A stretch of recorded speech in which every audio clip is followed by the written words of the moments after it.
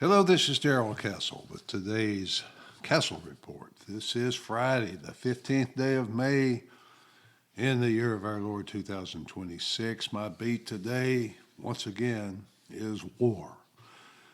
But we visit a war not spoken of so much since it has been driven from the headlines by the war against Iran. Yes, we don't hear much about Ukraine these days, but it continues to cost lives, resources, and it continues to threaten the global geopolitical order. I'm sure you remember, if you are a long term sufferer of these Castle reports, that back in 2014 in the eastern provinces of Ukraine, the people voted overwhelmingly to become or to remain a part of the Russian Federation, but that decision didn't sit well with U.S. Representative Victoria Nuland, who was the State Department person there.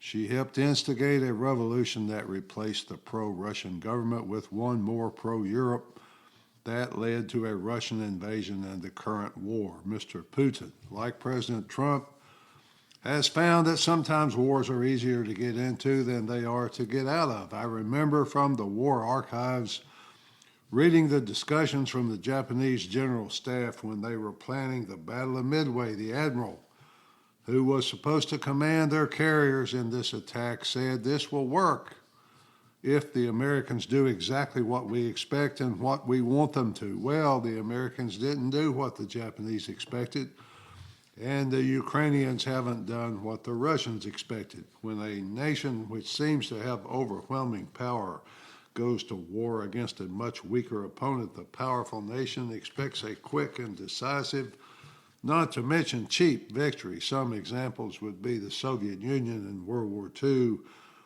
the Iranians of today, the Ukrainians that are the subject for our report today. I mentioned World War II a lot. I know I do because last week, the 9th of May, was the annual celebration in Moscow of the Russian victory over Nazi Germany in the Great Patriotic War, as the Russians call it. This year, the celebration was different because for the first time in 18 years, Russia's Victory Day parade had no tanks, no missile carriers, no armored columns going through Red Square. Smaller regions in Russia always have their own smaller parades and celebrations. Many of those have been canceled altogether. The people of Moscow were told to expect no internet service on May 9th. The reason for all the caution, the step-down celebration, was fear of Ukrainian drone and missile attacks. Yes, folks, that's right. The Russian Federation, the mighty Russian Federation, successor to the Soviet Union, cannot traditionally celebrate its victory over Nazi Germany because, once again, it is at war inside its own borders. The ironic thing is that, once again, the war is being fueled, or at least partially, by German arms. The two wars being fought right now, Ukraine and Iran, in which larger, more powerful nations attack smaller, weaker ones, are changing the dynamics of global politics and showing us once again that the unexpected results of war can totally change the geopolitics of the world. Ukraine, supplied to the tune of hundreds of billions of dollars in arms and treasure, primarily by the United States but also by the European nations, has apparently perfected drone and missile warfare and has become one of the world leaders in that technology. Ukraine, now a world leader, as we will see, but recently Great Britain, desperate, I suppose, to prolong the fight, gave the Ukrainians 120,000 drones from their own inventory. Ukraine, just an agricultural region on the border of Russia, only of any significance because of its proximity to Russia, has become one of the world's most proficient practitioners of the new art of unmanned warfare. They are so proficient that they attack deep inside Russia, seemingly at will, to the point that the Russian people are afraid to conduct a parade in their own community. Thousands of armed drones roam the skies looking for targets. Although they are relatively easy to shoot down, they are unstoppable in those massive numbers. Reports are that Iranian missiles and drones reach their targets about 10% of the time.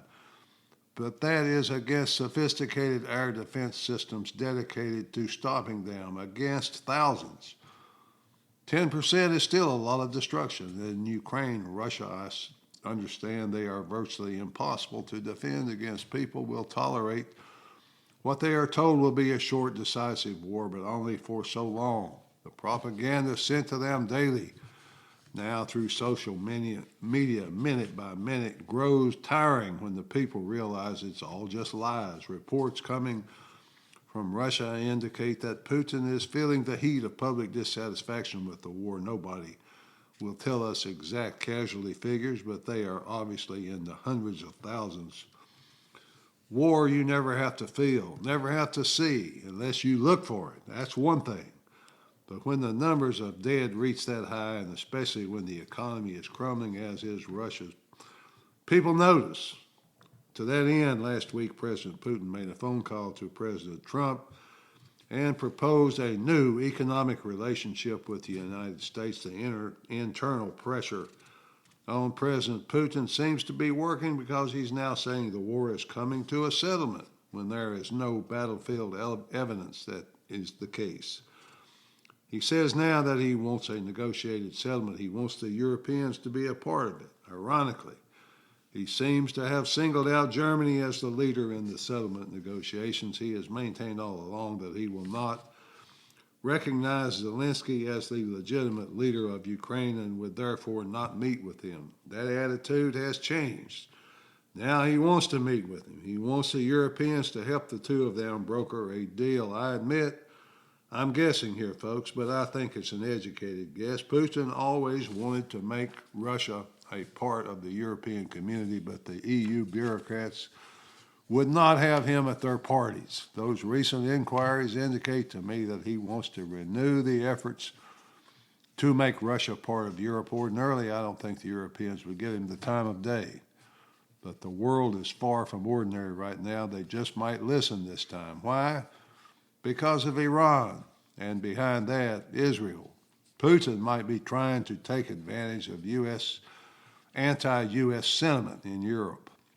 Due to the war in Iran, the Europeans obviously want no part of that adventure that Mr. Trump started, so perhaps a Europe-Russia détente is now possible. European politicians have made some astonishingly anti-U.S. statements lately. Spain has doubled down on its refusal to let the U.S. use its own bases in Spain for attacks against Iran. One of the leading candidates for Prime Minister of Spain is running on a campaign to take Spain out of NATO as a way to prevent that country from being involved in fighting Israel's war. So, Putin seeks to turn the clock back to when relations between Russia and Europe were better. But that was when Russia was weaker than now. Just as in the U.S. regarding Iran, there is a massive growing opposition in Russia to the war in Ukraine. The Russian economy is reeling. Rumors are that the power brokers in Russia have turned against him. He has reportedly increased security at his private residences. It will be interesting to see how the U.S. will react to all this. President Trump left for China on Tuesday for a 3-day summit with Mr. Xi. That summit has been in the planning process for months, has continued discussions despite the Iran war. The summit will obviously be primarily about the economic relationship between the U.S. and China, but I'm sure Iran will be an important topic. China had Iranian officials over to China just prior to Trump's visit. The question being asked by American media is, will Trump trade Taiwan for Iran? But we will see. We will see. Meanwhile, back here in America, the empire appears to be in decline. It appears to be in decline. It's always looking for someone to accelerate the process. Donald Trump appears to be just the right man for the job. The empire killers of debt and war are now out of control in America. The debt just passed $39 trillion. Interest payments have just passed $1 trillion per year. Cutting taxes is a good idea if the cuts are matched with spending cuts, but the president is removing the fuel tax, at least he seeks to bring prices down with no corresponding spending cuts. The wars continue to cost more and more each day, no end in sight. So much of the world's economy depends on the price of oil. So Trump starts a stupid war that closes the most important oil spigot in the world. It appears now that the U.S. cannot force Iran to do anything without risking major retaliation, resulting damage to the world economy with much higher oil prices. So we are told the ceasefire is still in effect. Excuse me, folks, still in effect when it clearly isn't. According to U.S. intelligence reports, Iran has 75% of its missile capacity still intact. Almost all of its underground facilities have been reopened. Iran is now a superpower in control of the world's most important waterway. Russia, other adversaries which depend on selling oil, have had their incomes increase correspondingly. So that all adds up to quite an achievement. No visible upside at all. Finally, folks, if the American empire is in decline under the weight of debt and war, what better man could we have to manage it? At least that's the way I see it. Until next time, folks, this is Darrell Castle. Thanks for listening.